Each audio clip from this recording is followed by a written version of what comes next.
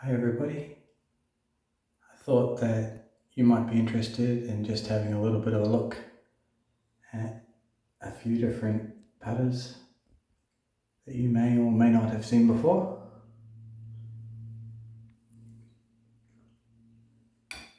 I'll upload some links to Wikipedia, or if you're feeling adventurous you could just search in Wikipedia for Bobby Locke and Billy Bolger, and they might just give you a little bit more information about those two people. I won't get into too much detail with you. You may be questioning why I've included these things in this video as well. The first reason is because of this club. It's the reason why I've included this wire brush.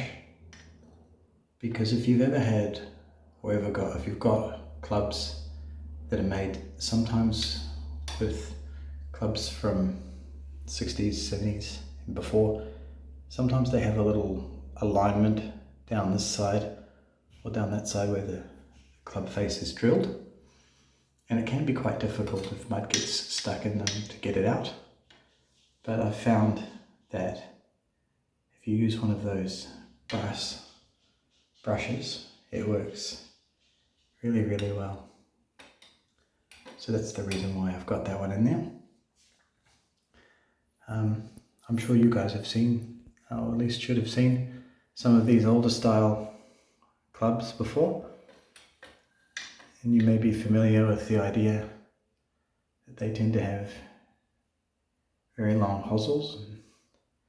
Also, in some instances, they have equally long ferrules. This part here is a secondary ferrule. I'll also, just jump back up here a bit.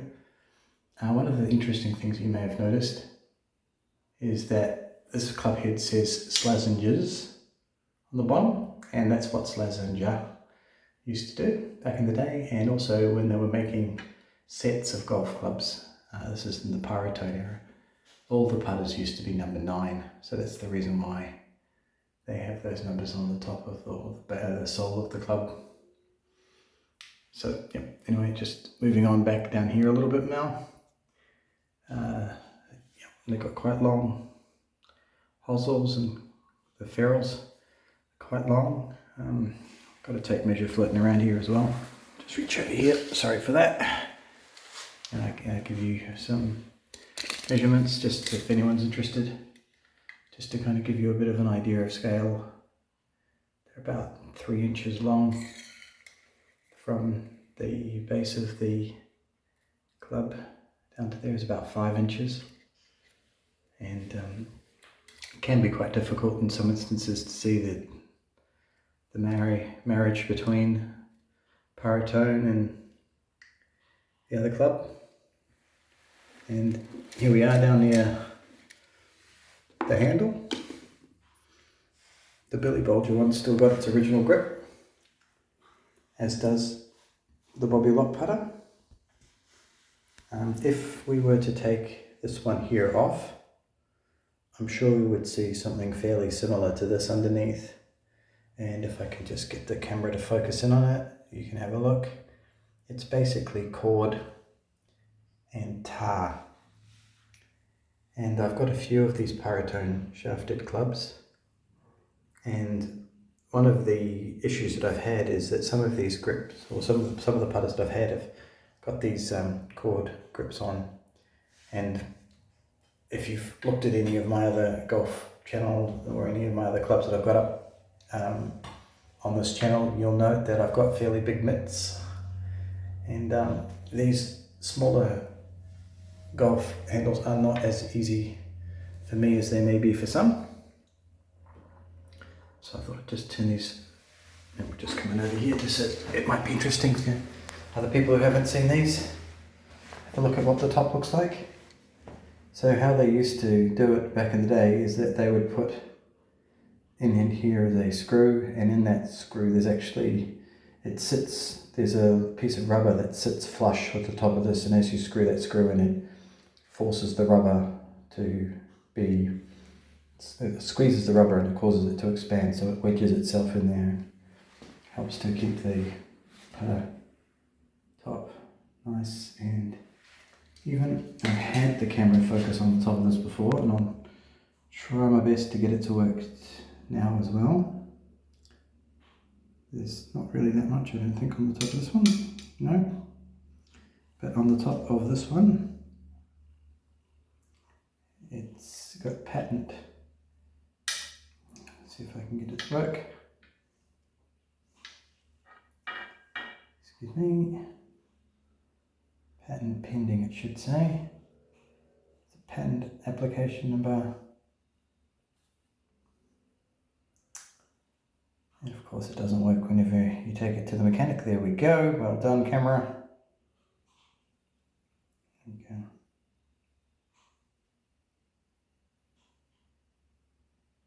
There we go. So that's a little bit of interesting things. But yeah, if you're ever in a situation where you've got an old club like this and you're thinking this is not really sufficient, like I was for a long time, that leads me on to the first thing that I showed you. I was talking with my dad about it, and he's one of those kind of interesting people that knows a lot about everything. So I was just talking to him about it, and he said, oh, well, back in the day, the glues that they used to make weren't very strong, so whenever they get wet, they'd fall apart, so they used to use tar instead. I was like, oh, Dad, thanks for telling me that. I wish you told me that literally about 2 years before, because I've been doing everything in my power to try and find an option. I've been on to YouTube and had a look at some other videos of other people who've very delicately taken tar and paper wraps apart and saved it and then put it delicately back on again and all this kind of stuff. So as soon as my dad basically explained that the new modern glues that we've got are so good and don't need to use tar anymore, that gave me the idea of just using some very, very basic paper painter's tape. And the other thing that I've got here as well, this is just a tape that's used as a bit of a sealant tape. We had some render put on our walls, and I'll just go back to this little joint in here, and they basically put this black tape down here in the seam, just as a bit of a barrier between that and the floor, because we've got rendering done inside the house, which was a bit strange, but we've got double brick, and so we wanted to kind of keep the walls breathing and things like that, so we used render rather than using an acrylic paint, which is basically like putting plastic wrap on something. So we wanted the building to breathe. So we got the rendering done, and if anyone's curious, it works very well. Thank you very much. But the point that I'm trying to make is that you can build up the grip using this tape, and then if you really want to, you can use this as a layer on top. But I've done this with several clubs. I haven't played with them fairly. I don't play with these types of old Pyotone clubs very regularly. But I don't have a problem with them. I've obviously not just used the tape. I've actually got another layer of grip over top. I use a field hockey grip, and I wrap that over the top of the tape and things like that. And so far, so good. So I thought that might just be a little bit of something that people may find a little bit curious or a little bit interesting. Having a look at these clubs are very close to, probably from the top of my head, 90 or 100 years old, just to kind of give you a little bit of a look. I've tried putting with these just for practice at home, and they're not very good. This Billy Bolger one here I find very, very light. The sweet spots, like very close to this, because the hosel, the hosel is so long, the center of mass is very close to the shaft, and you need to kind of do that. And if I wanted to then put weight on the outside, it would throw the whole entire weight of the club out, and just not very easy to use. So I don't use it, unfortunately, but I prefer just to kind of keep it in its original kind of state, and considering that it's almost 100 years old.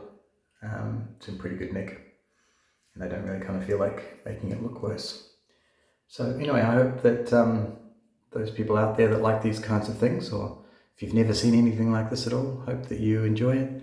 If you've got any questions or queries, I now understand how to make my videos have comments, and someone very kindly left a comment for me before. It was a bit of a thrill because I've never really had a comment before. Of course, it's nice to be nice, is what I like to say. So if you've got something positive to say, or if you've got a question that you'd like to ask, that's great. Also, if you've got any kind of feedback that's done in a constructive way, of course, I'd welcome that too. For now, thanks so much, and I look forward to uploading another video. I've got quite a few, and go from here. Thanks for your time.